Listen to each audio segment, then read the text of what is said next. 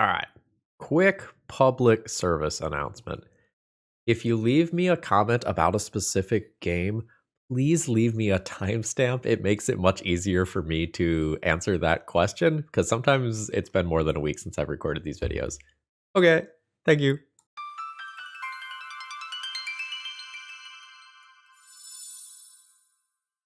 Hello folks, Phil Gallagher aka ThrabenU here for another Legacy video.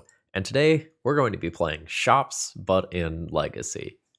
But Phil, Mishra's workshop is banned as fuck. How you gonna do that? All right. Great question, Timmy. Let's cover that one. So, Shops as an archetype named after Mishra's workshop is a vintage archetype that is really all in on the Stax plan and seeks to play as many broken artifacts as possible. And in Legacy, they don't really let us usually have lands that tap for 3 mana. If you do, you did something to earn it, like you deserved it. But I found something that is trying to emulate what Vintage Shops does, but with a Legacy legal card pool. It's from the 5.0 decklist dump, and I think it's really cool. But as we often know, decks that look cool are not always good. So let's kind of look at the core of this deck list.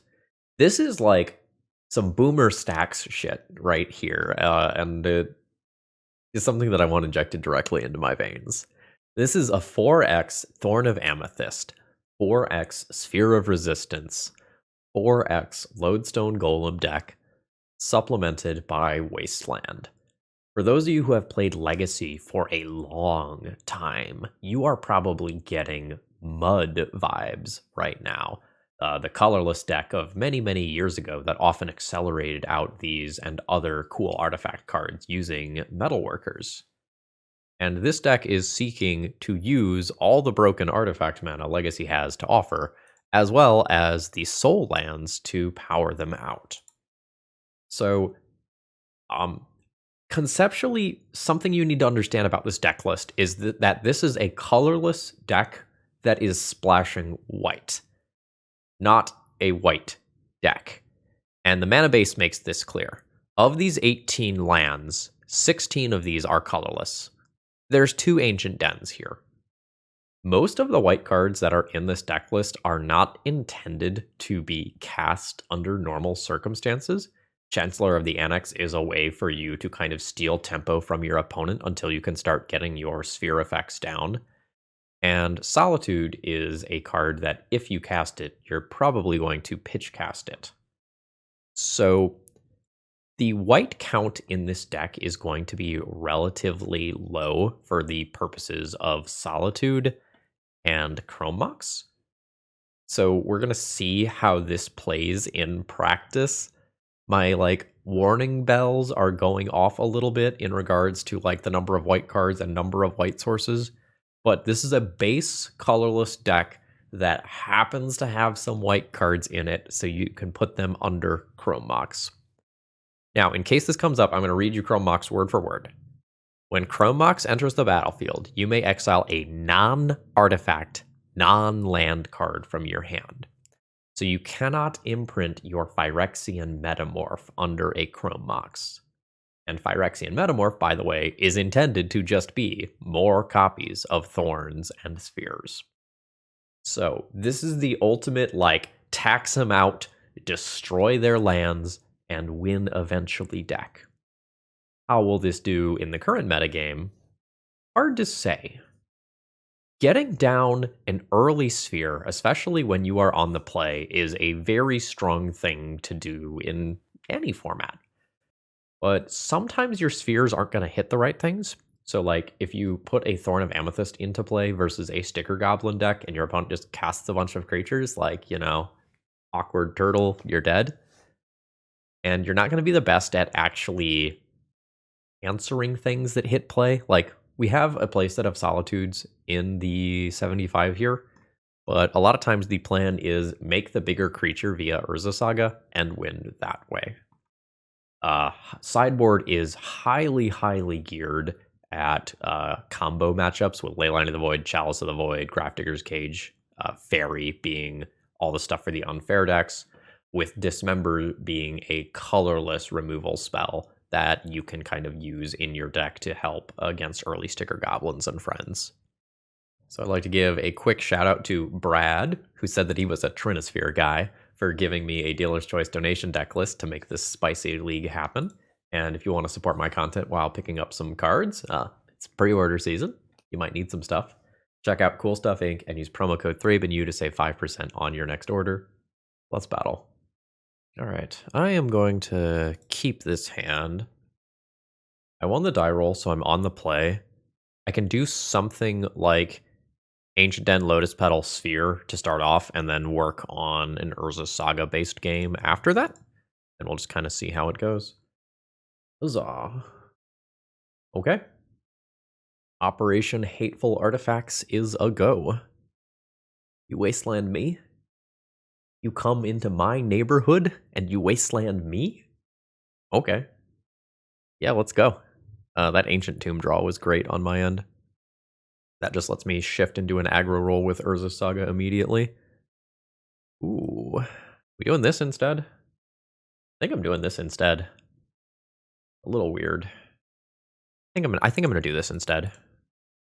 Like, some portion of the time this is gonna get dazed or force of willed, but if it gets dazed, it sets my opponent back a lot and gives me an opportunity to wasteland.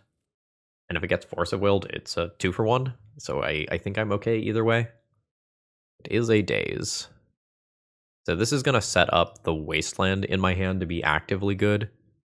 The only thing I don't want to happen right now is that this Ancient Tomb just gets wastelanded immediately. That would be pretty awkward for me. All right. Token time. Do I want the Shadow Spear for this matchup? Probably. It's a little hard to equip. I think I'm going to take it anyway. So we can go ahead and wasteland the Underground Sea. Pass the turn. I will probably just end up using next turn to equip the Shadow Spear. Ooh. Hello. So, play Urza Saga. 2 mana, equip Shadow Spear. 1 mana, play Chrome Mox. Note, can't get the Phyrexian Metamorph. We're just doing this for an extra artifact and an extra point of life. And this is turn 5, and this is going to be my opponent's first chance to cast a real spell. All right. Mud is back, baby. Being on the play is really good. All right, so I'm going to assume that my opponent is on some sort of blue-black tempo deck list of some kind. I'm not going to get to know exactly what flavor, could be a blue-black scam deck, could be a Grixis Delver deck, but we know we're in that general ballpark. So I am probably going to go up some number of removal spells and down some number of lock pieces. I'm not the biggest fan of Trinisphere on the draw versus Delver type decks. A lot of times I get wastelanded and it's awkward. I think Trinisphere as my slowest lock piece that's not also a creature is just going to go here. That gives me the first 2 Solitudes. If I'm bringing Solitudes in, I probably don't cut any white cards here. Then I just figure out what to do for Dismember. Crucibles are sweet. Maybe 2 Spheres. Slightly unsure. 0 reps with this deck list. Don't quite have the vibes for how these are going to normally play out. It's not any better than fine, but it's fine. So I get this opening Chancellor to slow down my opponent and make it more likely that I do just get to my Sphere of Resistance. That's not wastelandable. That Chrome Mox is fantastic. So let's go ahead and play Chrome Mox. That imprints the Chancellor from my opening hand. And now I decide Sphere or Smith. I think I'm going to play the Mox Opal now. It's a little awkward because these 2 things have conflicting timings for when I'm supposed to play that. And then I will drop the Sphere. All right, so my opponent is going to daze. That hits the Chancellor tax. And Mox Opal is currently not turned on. So that does successfully counter my spell. That's a tapped land that's going to get wastelanded. Mox Opal not the best here. Let's go ahead and wasteland the tapped land. Drop Urza's Saga. Play Ingenious Smith, which is going to allow me to kind of cantrip in air quotes here. Or not. And I'll pass the turn. My Urza Saga situation is slightly awkward. Metamorph. So I have to play this new Urza Saga. And we're going to sort of run into the disappearing land problem. It's maybe not the end of the world. We are hopefully going to be pretty far ahead on board by the time my opponent does anything meaningful. A Grief. Sure. So we're getting the like blue-black scam vibes for sure here. You have the black mana to follow up with a Reanimate. What was pitched here? A Reanimate was pitched. Ooh, no other land drop here. Now, I do have to keep in mind that cards like Hurkyl's Recall and Dress Down exist that could really spin this game on a dime. So I will activate the Urza Saga with 3 counters on it. Now have a bunch of 4/4s. I get to do some searching. If I pick up a Mox Opal, I can activate Urza's Saga yet again, which I think is better than grabbing Shadow Spear. So I'll ship in with this. Opponent goes to 14. I'll now drop a new Mox Opal, keeping this one. Oh, shit. I should have played Chrome Mox with no imprint. I missed a point of damage. That's a Swamp Cycle. That's fine. So black mana is now a thing. Oh, yeah, we just absolutely ran over our opponent. That's a 10-minute Stax round, folks. Today's video is sponsored by Moxfield.com. It's just the best place to keep your online deck lists, and it's also a great tool if you're a competitive tournament player. What I'm showcasing here is its Compare feature. You can take 2 deck lists, plug in links to both of them, and then see which cards are unique to deck list A, which cards are unique to deck list B, and which cards are shared with both of them. And you can do this both with the main deck and the sideboard. If you are looking to fine-tune a deck list, this is a great way to do that. All right, my opening hand here is not perfect in that I can't play a lock piece on turn 1, but I have incredible redundancy. I can go like Lodestone Golem into Lodestone Golem off Phyrexian Metamorph. And as long as my opponent doesn't kill me on turn 1, I'm good. Oh, thank God. Okay, cool. Ooh. This is a good turn one way or another. So I have 5 mana, 6 once another artifact is in play. Weird. Okay. Let's do this and cast the Trinosphere. So this turns on Mox Opal. Now, I think 1 Lodestone Golem probably just ends this game. I'm going to do something a little weird here. I am just going to play a Phyrexian Metamorph and do a second Trinosphere. That way I'm just like covered from some main deck bounce or removal spell, and then I'll kill my opponent with whatever later on. There's my opponent's land drop. Sick. Lodestone Golem. All right, just in case you're not a Stax maniac like I am, Lodestone Golem is applied first before Trinosphere is applied.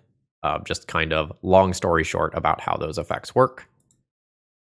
This time around, I can go ahead and actually make blue for Phyrexian Metamorph. Sure. Yeah, that's right. That's right. So it looks like my opponent is probably playing a Storm deck of some kind. And with the metagame at where it's at right now, I should be thinking about Beseech, which means that I've got a good pile of stuff that I can board in. I don't need Solitudes. Crucible of Worlds and Shadowspear are probably largely unnecessary as well. Chrome Mox is going to be on black in this matchup a lot of the time. Let's board out some number of these. Like, where does this get me? Not all the way there. We're so hateful. I don't know what goes at this point. Like, Chancellor is nice to get me to my turn 1. That doesn't go. Lodestone Golem doesn't go. Is it Metamorphs? Metamorphs aren't the raw Stax piece themselves. They only copy what's already there. I could see that going, given that I'm just, like, boarding in a bunch of other hate. And most of the time in this matchup, I'm looking to just, like, win via an Urza Saga or something like that. What about Metamorph versus one Ingenious Smith? I think I'll keep the Metamorph. So I don't think I like this hand, despite the fact that it just has a turn 1 Sphere of Resistance. If I assume that my Sphere of Resistance gets Thought Seized, this hand just, like, doesn't do anything fast enough to be competitive. I think I have enough different hands that can either do a turn 1 or turn 0 piece of interaction while also being redundant. Keep. Get rid of Chalice. I think I'm going to get rid of Chalice and do Thorn into Thorn. I think I have opening hand actions. Yeah. Embarrassed land drop afterwards. Okay, sure. Okay. Hold on now. Let's talk about this. All right. Is opponent going to go off on turn 1 through Chancellor and Leyline? Like, you earned it if you can do that. Burning Wish. Oh, my opponent's just going to make a bunch of goblins. Yeah, they're just going to make a bunch of goblins. Yeah, I don't realistically have any outs to that. Okay, I mean, they earned it. Now I'm on the play, though, so, you know. Double Chancellor. Chrome Mox, imprint a Chancellor. Play Mox Opal. Chalice on probably 0 after that. This is fine. So I reveal 2 Chancellors. Mox Opal. Romux. Imprint Chancellor. Play Urza Saga. And I think I am stopping the artifact mana here with Chalice on 0. And then next turn, I will either play Lodestone Golem or start doing Urza Saga things, depending on what seems appropriate. Voltaic Key? Okay. I'm just going to go ahead and drop Lodestone Golem. I think the taxation is more important than anything else. This doesn't tax the 0-drop artifact mana, but it taxes the rituals, which would be my opponent's primary way to power through this. Voltaic Key is weird. Like, are they untapping Wishclaw Talismans? Or is there another whole pile of nonsense with, like, Grim Monoliths that I haven't seen yet? We'll find out. Yeah, there's Grim Monoliths over there. Wild. So I will make my token. I have 2 mana left after this. I could get Grafdigger's Cage, which is slightly hateful. That's less oh, I don't have Shadow Spear anymore. This would be a point where I would want the Shadow Spear to just gain some life. I'll, I guess, take Grafdigger's Cage then. I'm attacking for 5. My opponent's at 14. We're not quite to lethal next turn. I have 11 showing. My board is pretty hateful. Things can happen. Another Chancellor is not a good draw at this stage. But that will always be true unless it's in my opening hand. Unless we're in some sort of weird Chrome Mox situation. All right. What do we have? We got a Hercules or something. An Assassin's Trophy. You got it. I don't have a basic land card, I don't think. It's my opponent for 5. My clock's not really fast enough right now.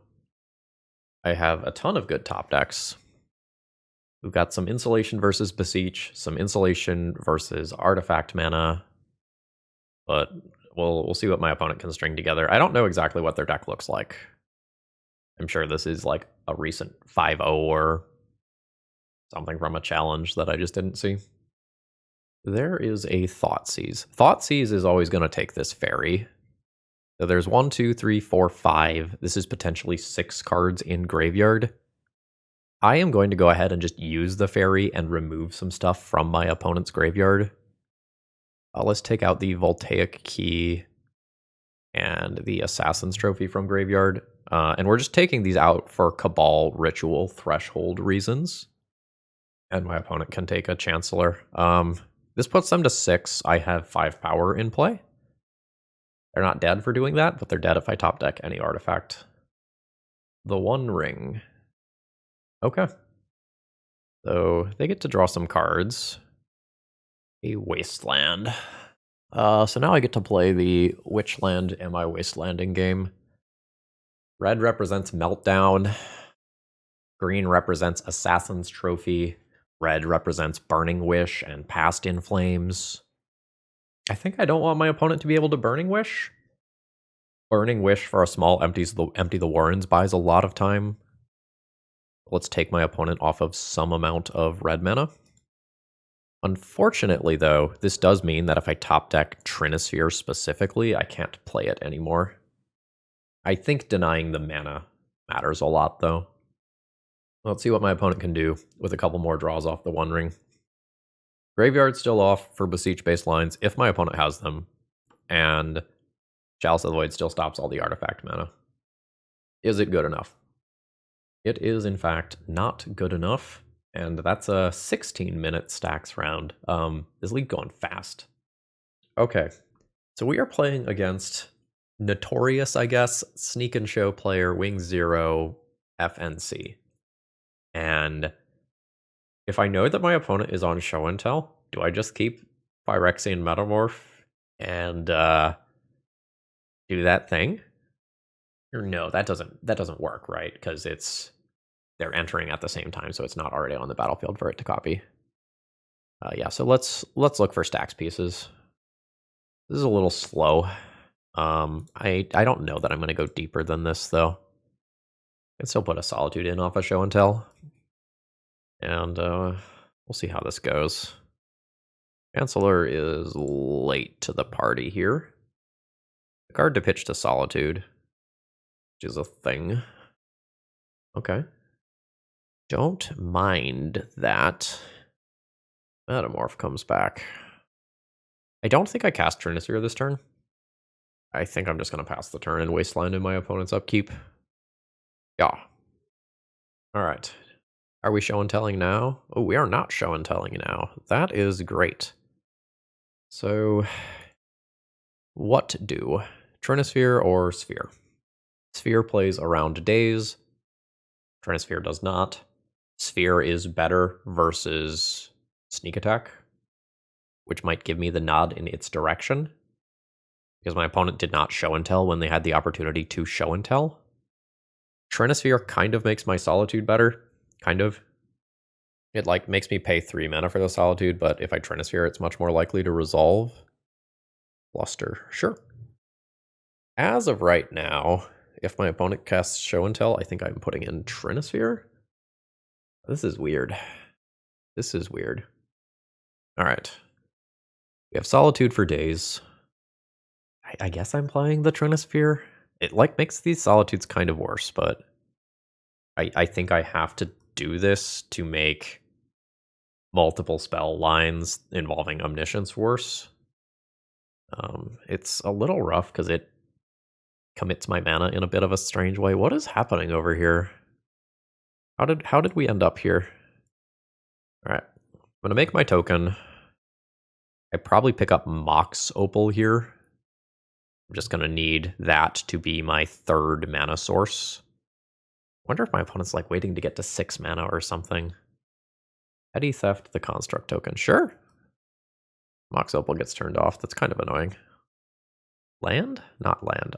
So I now can't cast this because of my own Trinisphere. Mox Opal is not on. My opponent sure isn't doing anything either, so here we are. Just chillin'. My turn? My turn. Ow. 4 life for a Thorn.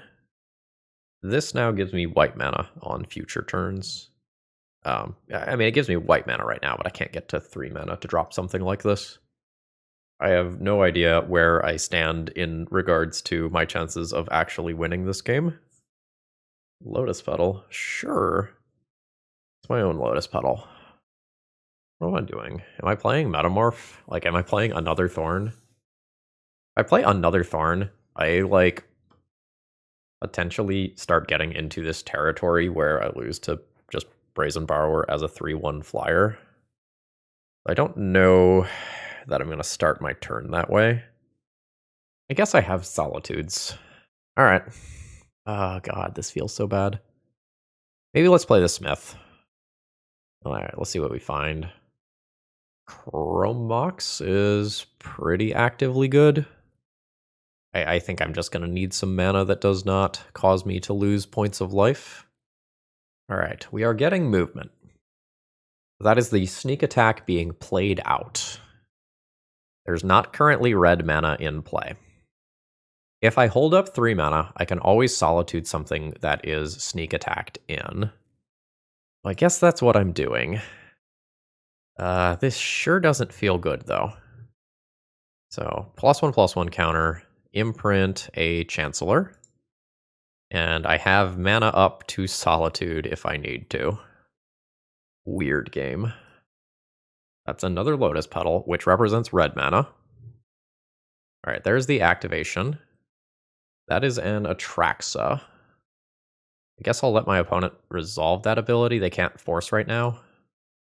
Okay. I guess I was supposed to do it with that on the stack. There's just an Emrakul coming, though, so, like, the point is moot. There's the second activation. Yeah, so I can stop the Emrakul, die to the Atraxa because I'm at 6. Unfortunate, very strange game. So, Show and Tell classically tends to be good against Lockpiece decks because the Lockpiece decks never actually stop Show and Tell for Big Thing. They only slow it down. And my sideboard doesn't really make me better against this deck. Shadowspear can go. I'm going to want 2 Solitudes. A Crucible can go pretty easily. Then, like, I can consider Chalice of the Void. I think the plan is make the Show and Tells and Friends cost more, not stop the cantrips. Let's get rid of Crucible, play a Chalice in that slot. And I think everything else that's here is just better than Chalice. I don't think I can go down any white cards because of... this is a keep. How good Solitude is going to be at stopping me from dying. I do have the double Ancient Tomb problem that the last hand had. So I will need more mana as this game goes on. But hopefully I can cast some spells and my opponent can cast nothing. That's the plan. Alright, it has resolved. I imagine my opponent just passes the turn here. Nice. So Lodestone Golem ignores Thorn of Resistance's tax. So this is a fantastic card. It's possible this one eats a counterspell, but I just need to jam. The issue with playing a Sphere of Resistance first is then Lodestone would cost 5. So, like, I've just got to go right now. That's fine. Sure. I mean, when in Rome, cast Lodestone Golem. And then I can Phyrexian Metamorph the Lodestone Golem next turn, and it's pretty hot. Assuming no, like, end of turn Lightning Bolt style thing happens. Or I guess it would have to be their turn. They would need a 3rd mana. Watch my life total disappear with this one easy trick. Do I play a Chrome Mox? A 1 mana 4 Chrome Mox have 1 floating. Yeah. That imprints Ingenious Smith. And then I still have enough to do this. Like so. We are seeing a response. And a second response. A Boseiju. Sure. I don't think I have anything to search for, right? Yep. So this is going to now copy my Thorn of Amethyst. My life total is very low. I get one more Ancient Tomb activation this game, so it's possible my opponent ends up just like waiting me out and getting to 5 mana. And I just die that way. Are you a land? I don't think you're a land. I think that is taking out a mana source. Potentially should have been Tropical Island, actually. For future Boseiju purposes. Yeah, small error on my end. Not one that's likely to be super impactful, but an error. I'm not going to play that. I'm waiting for some sort of like Urza Saga or Lodestone Golem type card before I end up tapping mana again. All right, Lodestone is great. I can't play it without dying. I need one more land of some kind. Just lots of draw go. Solitude is a nice safety net. No, it isn't, actually. No white cards. All right, we're just staring at each other. Emrakul's fine. It does put a Boseiju back in the deck. Not playing that out. I guess my actual factual land count is pretty low, right? It's something like 18. Oh, fuck, it's the Brazen Borrower. I'm so dead to that. My opponent attacks me to 1, and then I can't draw both City of Traders and a white card at the same time. I think I have just no outs to that. I'm not in the life total situation to be able to Boseiju. 4 mana for something. A Braid on a mana source. Yeah, that'll do. I will concede here. This was always going to be a tough matchup. All right, opening hand has Chrome Mox, but no other mana, so this is not going to cut it. Second hand, Chrome Mox, imprint a Smith, play Wasteland, play Sphere. The second hand's going to be a keep. It's a little weird. I might actually be leading on Ingenious Smith rather than Sphere.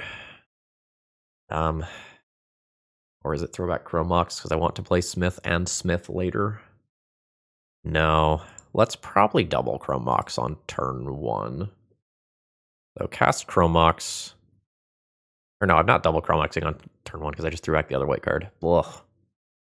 Alright. Yeah. Look for a card. Yeah, I should be playing a Lotus Petal after this. Oh, there's a Lotus Petal. Alright. Yeah, that's the plan. So I'll play Lotus Petal to trigger this. I guess I have the Chrome Mox. No, the Sphere is going to trigger it next turn. I don't know. I should have thought this out just a tiny bit more. Alright, opponent ponders. It's not a wastelandable land. So we'll see how we end up feeling about this Thorn. Let's Sphere first, so my opponent can't get down a Delver type card. And by that I mean probably like Dragon's Rage Channeler. Force pitching Narcomoeba. We are looking at a blue dredge deck. Or potentially, or no, not with Ponder. So probably Cephalid Breakfast. Let's just play a Chrome Mox imprint nothing to trigger this. And if I kept the Lotus Petal in my opening hand, I can vomit a Thorn into play this turn. Although it's not clear that losing that many cards to do that is correct. Because I have some big top decks that require a bunch of mana. But we'll see where this goes. So there's a land, but no further play. I am okay with playing this land out. So I'll attempt the Thorn. And doing this another turn down the line does grow this yet again. So, like, it matters. This Polluted Delta potentially has to just get a non-basic land. I don't know exactly what my opponent's land configuration is like. My opponent's just going to fire off a cantrip in response.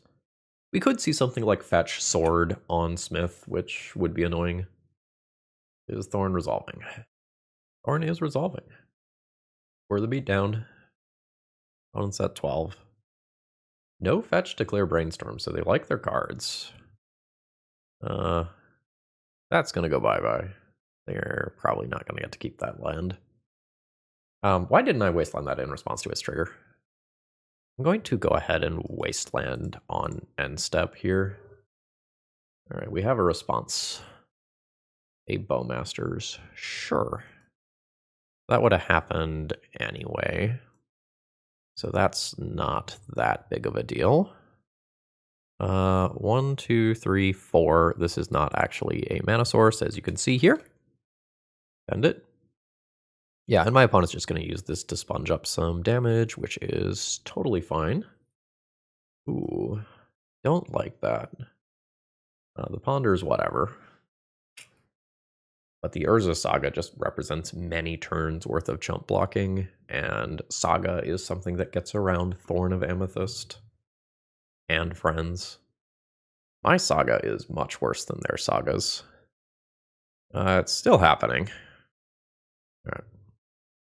So Thorn is non-creatures, so I can still Solitude normally. Loses me my Lotus Petal. I'm going to give my opponent 1 life so that I can take 4 away with this attack. And my opponent's Urza Saga tokens eat up their mana for a turn cycle or 2 while just being chump blockers. They're not actively trading in a positive way, so hopefully this is fine for me. Ephelit Illusionist is scary. Nomads in Core is a combo with it. So my opponent now should be able to just Dread Return for Thassa's Oracle and kill me, and they have the 1 mana for Thorn of Amethyst to be able to A for the Dread Return. So there is the Dread Return for Thassa's Oracle, and I die. Let's take a quick look at my opponent's deck. So they are a Grixis, or not Grixis, they are an Esper build at base with limited game 1 removal options. I'm going to take a snip of this, but this isn't exactly what their deck is going to look like in the post-sideboard games. The good news is that assuming I stick lock pieces, there aren't a lot of ways to take them out of play. Age is good.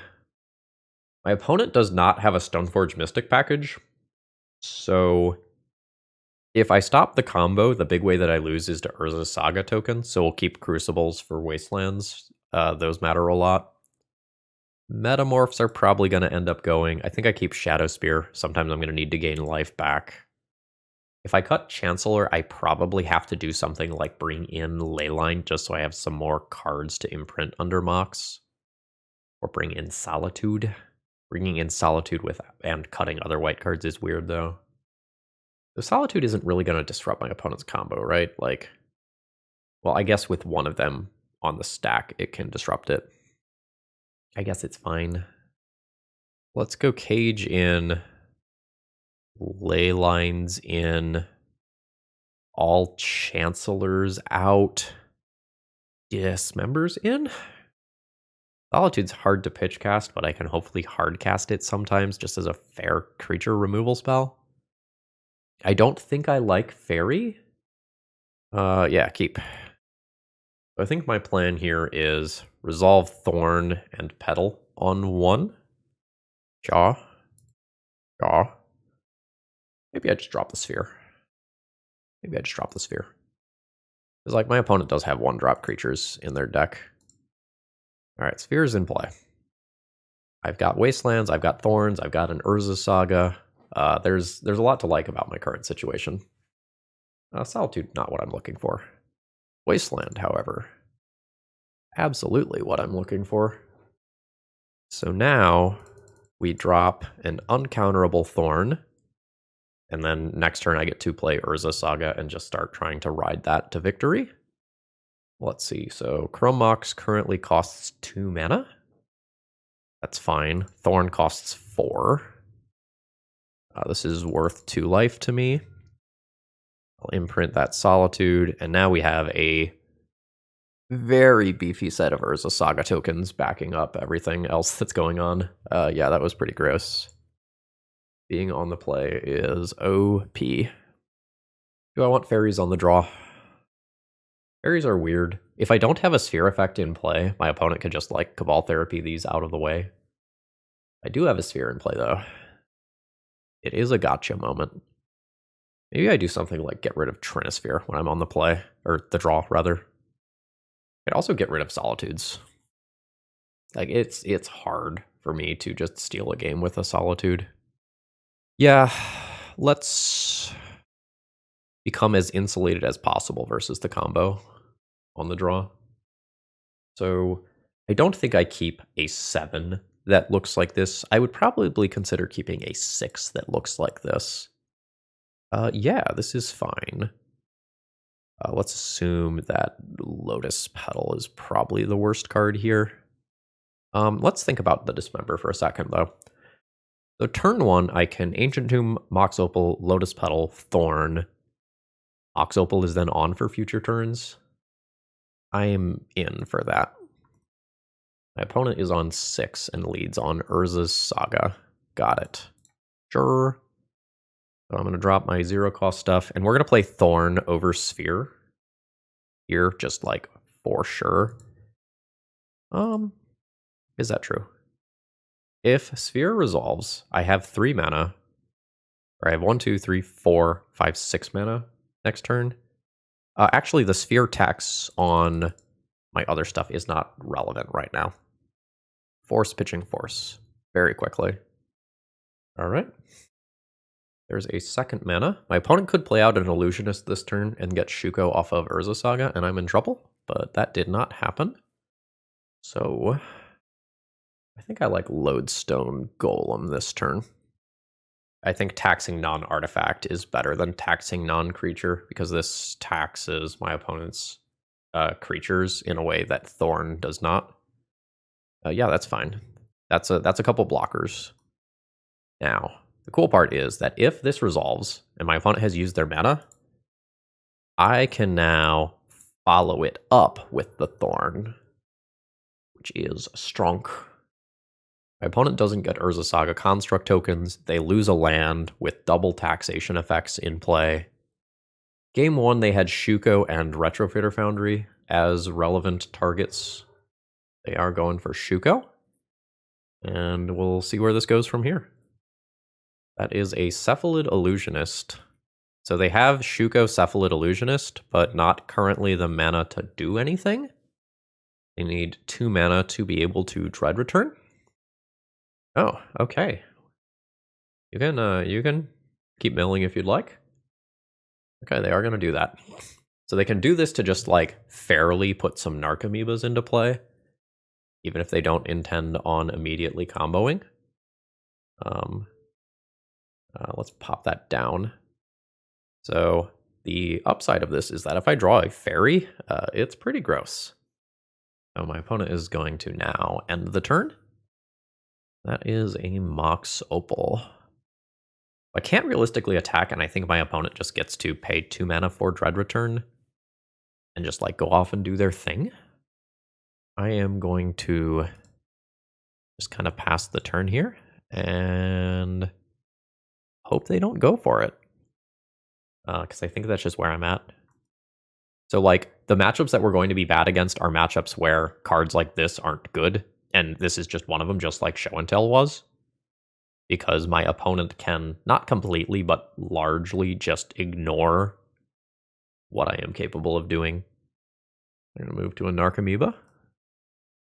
They might they might not feel the need to go for the combo, because they know they can get blown out and lose. They can wait till they have 1 more mana and like Cabal Therapy me to check, or they could use this turn to like sacrifice an Orc Army token to Cabal Therapy, look at my hand, make sure the coast is clear, and then go for it next turn. But it gets weirder if I draw another Thorn. Okay, yeah, they are going to do that. Oh, they target themselves.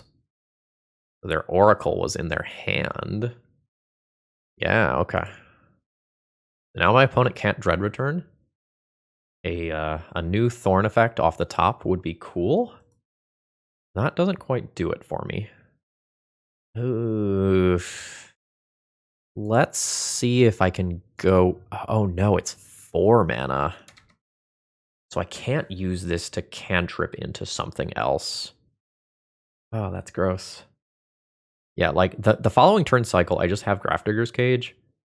I just need my opponent to choose not to go off on their next turn for some reason. So I think that means holding up my mana. My opponent could have moved Shuko over here to potentially like at least bluff stopping this attack. I don't think they ever like double block with the Cephalid Illusionist since it's important to their combo attempt. I will not be blocking Bowmasters. I need to bluff interaction here very badly. So this is fine. All right, so my opponent is going for it. They have milled their entire library, so now we're going to get the Dread Return for Thassa's Oracle. And we stayed alive a turn or two extra, more than we deserved, by just kind of waiting and bluffing interaction, but my opponent got to sort of ignore the axis on which my deck is fighting, so there wasn't too much we could do. All right, final round here. I'm keeping my opening hand.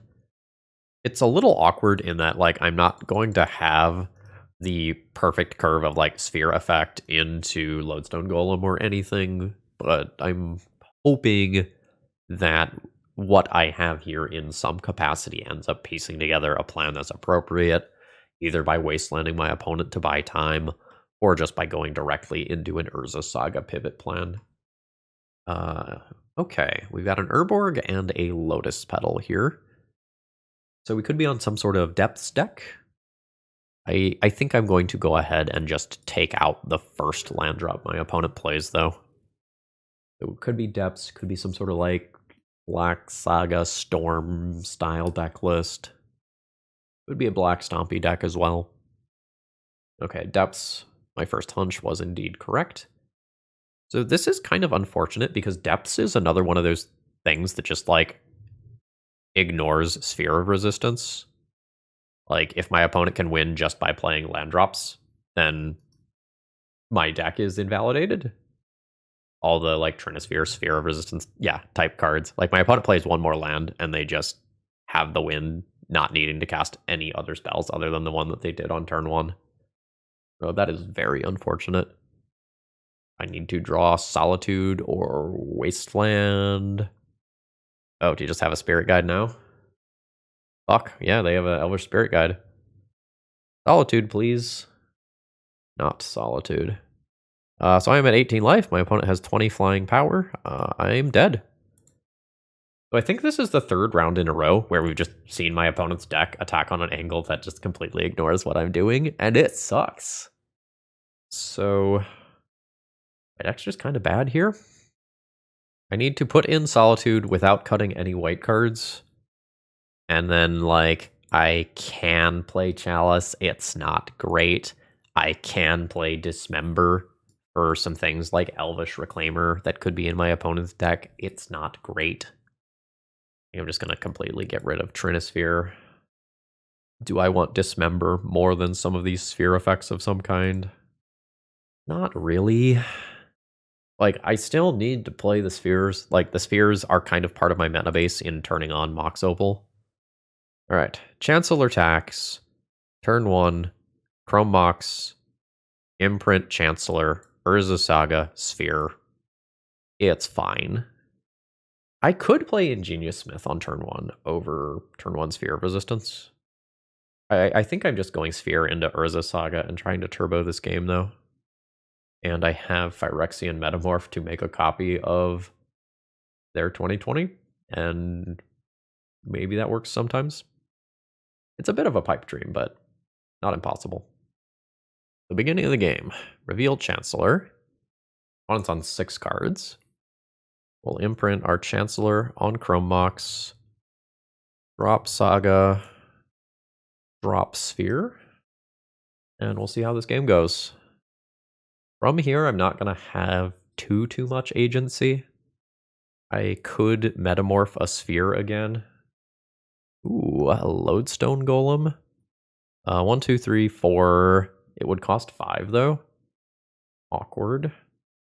So if my opponent had Force of Vigor, they would probably Force of Vigor, Sphere of Resistance, and Urza Saga in my upkeep. So I don't think they have that right now. I think I'm just going to Sphere again. I think I'm just going to make it harder for my opponent to remove my stuff.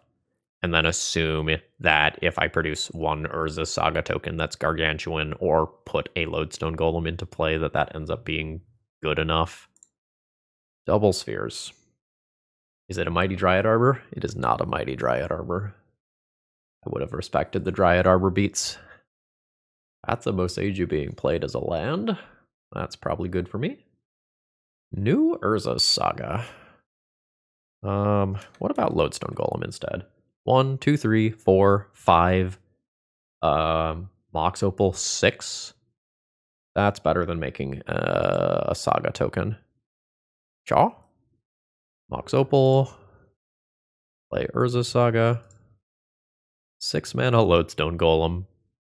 The economy is in shambles. Taxes are too high. Best man stage, Dark Depths, GG. Yeah. Alright, so I'm going to go ahead and crash in with my Lodestone Golem. I won't be playing another land. My opponent goes to 14. I pass the turn. I have to hope that they do not have Thespian stage. Fuck. Nice deck, Phil. Notably, I'm not stone cold dead to this. It's very bad instead of just immediate game over. Lotus Petal doesn't do anything here. So I cannot make another construct token here because I have to use 2 mana to equip Shadow Spear. My opponent may be pulling the trigger here because Pithing Needle is a card that exists. Wow, they did not play around Pithing Needle. Okay. I don't have it to punish, but, you know. So I grab Shadow Spear. I equip on Lodestone Golem, specifically. Drop a new Urza's Saga. Spells cost 2 more to cast. Or, well, the non-artifact ones anyway. So I drop a Lotus Petal into play. Now I go to combat. I am going to deal 8 damage to my opponent and gain 6 life. Yeah, make your 20/20. Alright, my opponent takes the block on the construct token. So they're going to go to 8. Now, my opponent does not have lethal on the crackback, and I get another draw to find something that answers this creature. But this is a scary spot. That does not do it. So I can gain 6 and go to 10. Ingenious Smith costs 5. 1, 2, 3, 4. I could play the land, play Ingenious Smith, and then an artifact doesn't get me anywhere. Yeah, unfortunately, I am just barely short of being able to pull this one out, and we only end up with a 2-3 in this league. So I think this league is great, like from a narrative standpoint, because the first 2 rounds showed us what a deck like this is capable of doing when you like win the die roll and have a reasonable matchup. Whereas the second 2 rounds showed what it's like when your opponent just plays something that doesn't care about the lock pieces. And this is part of the reason that mud decks have largely disappeared. And there's a lot of reasons. But one of those is the fact that there are many decks that can just ignore the taxation effects. You know, your Thalia style effects are only good against a subset of the metagame. And if the thing that you build your deck around isn't always going to be good or matchup defining, why are you building around that thing? And the answer is probably you shouldn't be, right? And decks like this rarely get better. If we take a look at most of the cards in this deck list, the core of this deck is ancient. Like, many of these cards are going to come from like an original era of artifact printings. Back in the day before we like really cared about the artifact balance. And you don't get new hate cards at the level of Chalice of the Void, Thorn of Amethyst, Sphere of Resistance, Blood Moon very often. What you tend to get these days is better answers to things that already exist. So over time, you get more like Ottawaras, Abrupt Decays, Boseijus, Teferis, Prismatic Endings, Leyline Bindings, etc., etc., etc., that go and make strategies like this just kind of innately worse. And in our random sampling of matchups today, in 3 of the rounds, our opponents just beat us through the lock pieces that we were playing, which back in the day didn't tend to happen very much. So this is a reasonable deck design. The mana ended up being better than I expected it to be. Kind of eyeballing it at the beginning, it felt rough.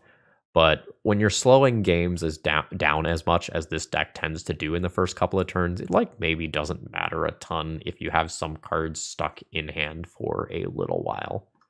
So general thumbs up on the general design that is here, but thumbs down in terms of just general playability in Legacy. I am not surprised that this deck was capable of 5-0ing. It does some powerful things, but I think you need your matchups to break really well to do well with this deck. But if you want to try this stuff out for your local metagame, consider checking out Cool Stuff Inc. and using promo code ThrabenU to save 5% on your order while supporting my content. And folks, I hope you all have a wonderful rest of the day. See ya.